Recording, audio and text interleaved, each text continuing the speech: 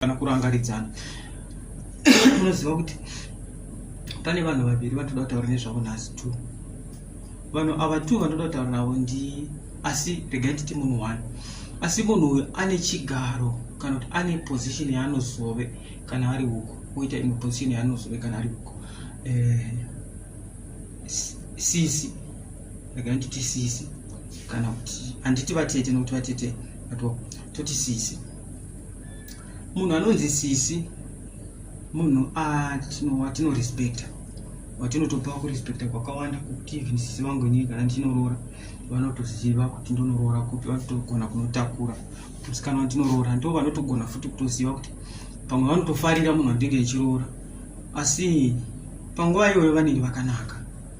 Dambudziko rinoitika nderekuti sisi apa vandiri pamba pedu ndisisi vangu kwavaenda muroora, ivo kwavanonoroorwa muroora ndivo vanoziva zvinodiwa nevabereki vangu, ndivo vanoziva zvandinofarira, ndivo vanotoziva zvinodiwa nevanin'ina, ndivo vanoziva zvinodiwa namadzikoma, especially pakubika chikafu zvese zvinenge zviri panditi. Sisi kana vakauya vakavhakacha pamusha ndiyo vanotokwanisa kudzidzisa muroora mudzimai wangu kuti vaya mai guru kana muchibika panobikwa so takanga tichibika so kubva kudhara takanga tichiita so. Ivo ndo futi vanokonzera confusion pamusha, zvekuti kana vakauya vanogona kuuya nekahunu kavanoda kuti dai vanhu vararama nenzira yekahunu kandinoda ini, but vachizokanganwa kuti ivo havasipo pambapa. Then vasisipo pambapa vanokanganwa futi kuziva kuti uyu muroora uyu haana kukurira panopamba futi. Vanofanira kuziva kuti munhu uyu haana kukurira panopamba. 1. 2. Vanofanira kuziva kuti uyu haakwanisi kurarama nenzira yavanoda ivo, nekuti ivo havasisiri pamba pano, vane kwavakaroorwa.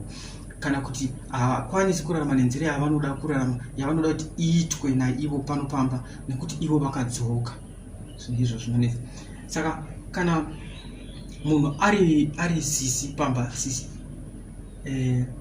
vanofanira kuva neunhu hwekunyatsoziva kuti sisi vanenge vakaholda situation yepamba, nekuda kwokuti vanokwanisa kutokontrola, kutogadzirisa mudzimai wangu ini neni kana tichinetsana, ini nemudzimai wangu vanofanira kutisanganisa. Vanofanira kuva munhu, kana asisi nganditi sisi ngavave munhu, vane vatori vatete, sisi nditete, ngavave munhu anogona kundidzora ini kana ndakuda kukanganisira mudzimai wangu. Ngavave munhu anogona kunyaradza kuti mudzimai wangu zvimwe zvinhu aresiste, kana kuti pano vana mbudhi vanototi vanobva kubva usiku na 12 o'clock na 11 1 na 2 vachingoita zvimwe zvinhu, vanosimbisa mudzimai wangu kuti musha unoitwa so dai wangoshingirira mukoma wangu ndozvanga ari kubva kudhara. Neniwo kuno vachiuya kuna mukoma, zvinhu zvamuri kuita handizvidi pana mai guru, itai so vachizama kundipa strategy yekurarama mumusha. But ndo basa ravo, ndo basa rinotori ravo iroro, nekusimbisa musha wavabereki vavo, ndo zvinotori zvavo. Asi kahunu kekuti kana vakadzoka kwavakanga vakaroorwa, vobva nekamwe kastaira kerudzoka vouya nako panopamba. Please, izvozvo zvinhu hazvitenderi. Ino ndo zvinhu zvandoda kuti titaure nezvazvo. Vana sisi siyai katsika kekuti kana muri uri dzoka zviri nanotongosvika uchienda kubasa. But problem inoitika ndekuti kana vakadzoka futi vakaenda kubasa, vanoda kuti vana vavo kana vakatumira even shuga kana kuti isipo, vanoda kuti izvo zvinhu zvishande nenzira yavanoda. Muroora haatori na permission yekutombobata kana isipo kana chimwe chinhu achida kungoshandisa pamba, vanoda zvitwe nestrategy nenzira yavanoda. Saka izvozvo zvinhu izvozvo kana sisi vakadzoka, beta vatore vana vavo, vatore vana vanosiya kumusha kwomurume, vave pano vari vega, nekuti zvinokonzera confusion pamusha. Ino ndakazviona pakawanda. Saka toda kutaura pamusoro pekuti please, kana uri sisi ukadzoka, imboitawo kahunu kekuti wa mwana. Icho ndo chokwadi. Kana sisi vangu vakavedzoka vachidzoka kumurume wavo, kana vasvika pano pamba apa vatova first born yangu, ini ndotofanira kuvaudza zvekuita.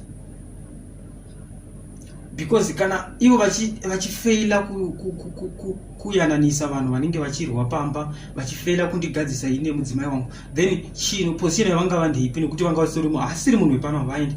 Saka kakudzoka kwavaita vatori mwana wangu, vanofanira kutera ndatori baba pano pamba. Saka vana sisi zvimwe zvinhudzikamai kana watoidzoka kana waenda ukadzoka panopamba wava mwana wangu hauna chaunofana kutonga, because I know kuti kana waedzoka unoika uno kekuda kuti dai zvese zvaitwa nenzira yandinoda, but wokanganwa kuziva kuti iwo wanga wakaenda ukanotadza. Saka kutadza kwawakaita unoda kuti utadzise vanhu panapa. Saka panapa pasiri pako.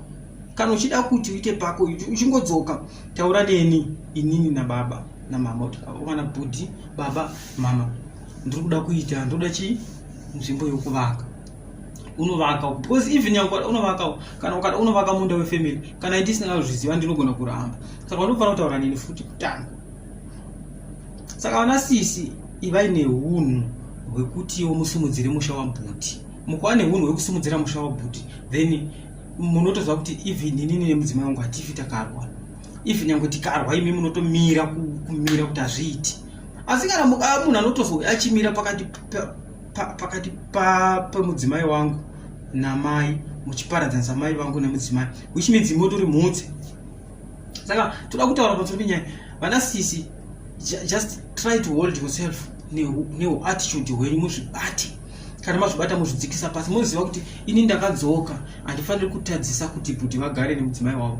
Vamwe vanhu vanotogona kutoti tinotogona kutosiya misha ini ndiri ndanda kutochengeta mai nababa ndogona kusiya musha nekuda kwasisi vanenge vadzoka. Asi sisi vasina support yavanoisa pamba ini ndotoregai ndinovaka ndosiya musha usina munhu baba voshaika mai voshaika musha uta dongo nekuda kwasisi. Saka vana sisi kana mukadzoka ivai vana pamusha wamadzoka. Mukaungova vana chete muchaona even mabrothers yenyu even vana mai guru venyu vachakusupport vachava nefull support kwamuri muzvideredzawo muzviita muzvisa pasi mokula down because hazvina kunaka kuti ini ndisiye musha wababa vangu ndokusiyira sisi imi muridzoka. Nyika inoti chii? Iwo wadzoka watadza kubatawo musha wako wodzoka woda kutadzisa ini nekugara nemudzimai wangu ndokusiya. Ndo paunozoona baba namai vachisiya futi musha wavo vachiteera kuvanakomana nekuda kuti vaona kuti musha uyu handingagari ini mwana musikana adzoka. Saka namadzoka pana sisi ndiri kureva even mudzimai wangu kana akaenda kumusha kwake ngaanozvidzora asanosvika achitonga kuti kaunhu kaari kuda kuita kunoku anokuita nekumusha kana kuti ave nekamwe kainfluence kanonodira mumusha mekwavo kuna kuvakadzi vana bhuti vake anongori musikana chete anongori sisi. Paanomuroora uko mwana panomuroora uko zvari mwana ngaanosvika achisiyana nekukontrola vanhu vakazvigarira nekuti akatobva mumusha uyu one day unoita dzoka. Hapana munhu anotozomboraira dzoka. Makambona dzoka richiswa kwavatete uchinde mune munhu tete mbotaura mborangai mwana makambozviona? Hakuna dare redzoka kuti hai chimboenda kwavatete vako vandokuranga uri dzoka. Makambozviona? Dzoka rirangu dzoka rinoenda kubasa. Saka kana uri dzoka kana wadzoka enda kubasa kana uenda kubasa uzive kuziva kuti kana vana vako ava vauya wakasiya pano pana nasekuru vachakutongwa nemutemo wana sekuru kwete wako nekuti waenda kubasa. Sisi ukangoona wadzoka kumurume ukauya uchisiya vana vako panopamba chiziva kuti zvawasiya vana vako panopamba vakutongwa nemutemo wangu ini bhudhi vako. Kana uchida kuti vana vatongwe nemutemo wako nekuti waenda kubasa ukanoshanda ukatumira zvimafulawa then tora vana vako dzokeri kumurume wako kana kuna baba wako nokuti kana ndakudaro ndakutotongwa nemutemo wevakwasha ndakukontrola nevakwasha pamba pangu kureva kuti vana ava vako vane mutemo wavanofanira kurarama nawo wabva kwavanga vari voda kuti. Saka kana ukabva kwawabva wavadzoka nevana vako be kind uzvidzore hold yourself. Inini ndiri baba pano iwe uri mwana kwandiri. Saka kana uchitori mwana nyange waenda kubasa ukanokora mamiliyoni ukaita sei asi pane level yaunofanira kungomhanya uri level iyo ukangona waijamba nekuti wawane mari then panopamba utobva udzoke vana right iwe rega hako kubva asi vana vako dzosera kumurume wako. Dzoka harisi kwavatete. Ukaona dzoka richiswa kwavatete ndositumidza maoko kudai. Hakuna dzoka rinonzi ngarimboenda kwavatete kunorangwa. Unoisa dzoka makatomutadza achiri musikana mukaenda kunorwa akatsvagirai kuno mukabvisa kuti matekenya ndebvuchi mari yokupinda musha chichi yevakwasha mugoti nhasi chiinda kuna vatete vatete vanosvika kuti mundibvire muda kunditi murume wangu atori. Ukangoisa dzoka kuna vatete vanosvika kuti muda kuti murume wangu atori kasi muda kuti ntoresera murume vanoramba vateta mainini unonzi mainini dzoka yaitozotaura kumusha ndou yako. Dzoka harisi watete dzoka unoisa watete rorairwa chii